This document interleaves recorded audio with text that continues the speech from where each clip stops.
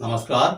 स्वागत है आप सभी का advocate chamber for legal help में और मैं हूँ राजीव। आज हम आपको बताएंगे जमानत पेश करने का सही तरीका। उससे पहले हम आपको बता दें जमानत 437 सीआरपीसी के अंतर्गत मजिस्ट्रेट कोर्ट में डाली जाती है। वहाँ से यदि खारिज हो जाती है तो 439 सीआरपीसी के अंतर्गत जमानत को सेशन कोर्ट में पेश करते हैं। यहाँ पर एक धारा और है 438 सीआरपीसी, जिसमें बाहर जमानत का प्रावधान है। मेरा मतलब है अग्रिम जमानत या एंटीसिपेटरी बेल हम 438 सीआरपीसी के अंतर्गत पेश करते हैं। अब जमानत कैसे डालें इसके बारे में हम आपको संक्षेप में बताएंगे। जब भी आप किसी भी केस की जमानत डालें तो कोशिश करें कि जमानत को कम शब्दों में ना लिखें। सबसे पहले एफआईआर को पूरा पढ़ें और एफआईआर की समरी भी जमानत प्रार्थना पत्र में जरूर लिखें। उसके बाद जमानत के जो आधार आप लिखें तो वो आधार ऐसे होने चाहिए जिससे जज को लगे कि आप सही हैं। जमानत के आधार बहुत सावधानी से लिखें। आधार में सबसे पहले आप एफआईआर को पढ़ें, उसके बाद अपनी बेगुनाही साबित करने के लिए आधार को बनाएं जमानत के। अब सबसे बड़ी बात यह है कि जज को यह विश्वास दिलाना है कि जमानत मिलने के बाद आपके भागने की आशंका बिल्कुल नहीं है। आप अच्छी छवि के और अच्छी गुडविल है आपकी क्षेत्र में और आप मूल रूप से वहां के निवासी हैं।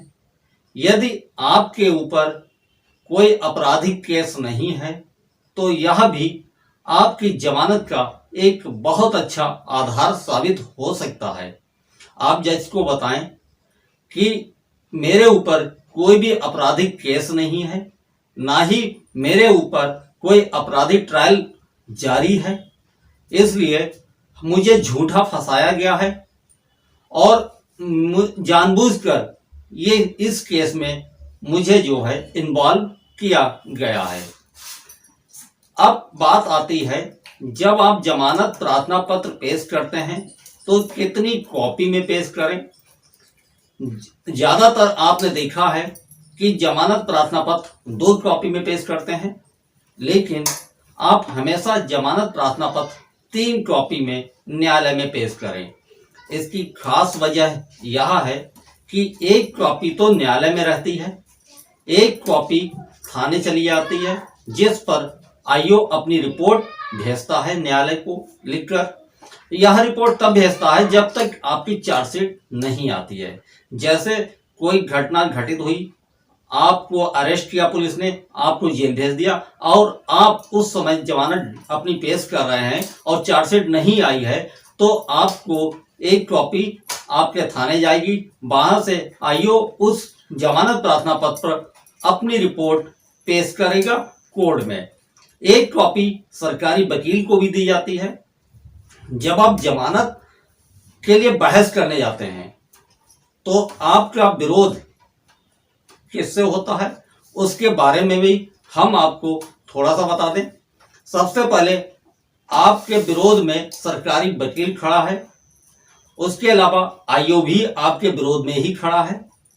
कभी कभी ऐसा होता है जो छेड़छाड़ या रेप जैसे मामले होते हैं या नाबालिग के साथ कोई घटना होती है, तो उस कंडीशन में आईओ उस पीड़िता को भी सूचित करता है और हो सकता है पीड़िता भी आपकी जमानत के विरोध के लिए न्यायालय में उपस्थित हो।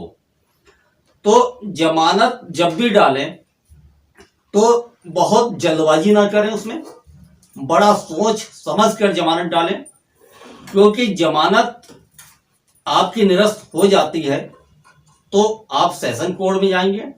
यदि वहां भी जमानत निरस्त हो जाती है तो आपको हाई कोर्ट में जाना पड़ता है।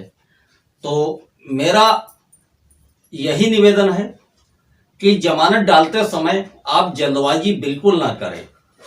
जब तक चार्जशीट ना आए आप कोशिश करें कि सेशन कोर्ट में जमानत ना पेश करें। या तो आपके पास मजबूत आधार हो, आप यह साबित कर सकें कि घटना से आपका कोई संबंध नहीं है, आप यहां पर मौजूद नहीं थे, उसके साक्ष्य आपके पास हैं, तभी आप चार्जशीट आने से पहले जमानत सेशन कोर्ट में पेश करें। अन्यथा आप इंतजार करें, जब आपकी चार्जशीट आ जाए तब आप जमानत के लिए अप्लाई करें। यदि चार्जशीट जो समय सीमा है उसके अंदर नहीं आती है तो आप जमानत जरूर अप्लाई करें, क्योंकि यह भी एक आधार हो जाता है आपके लिए कि समय सीमा के अंदर विवेचक ने आपकी चार्जशीट को नहीं भेजा है और आपको जमानत का अधिकार प्राप्त हो जाता है। तो ये था हमारा छोटा सा वीडियो जिसमें हमने आपको बताया जमानत डालते समय क्या क्या सावधानियां बरतें। हम फिर हाजिर होंगे ऐसी ही किसी कानूनी जानकारी के साथ। तब तक के लिए नमस्कार।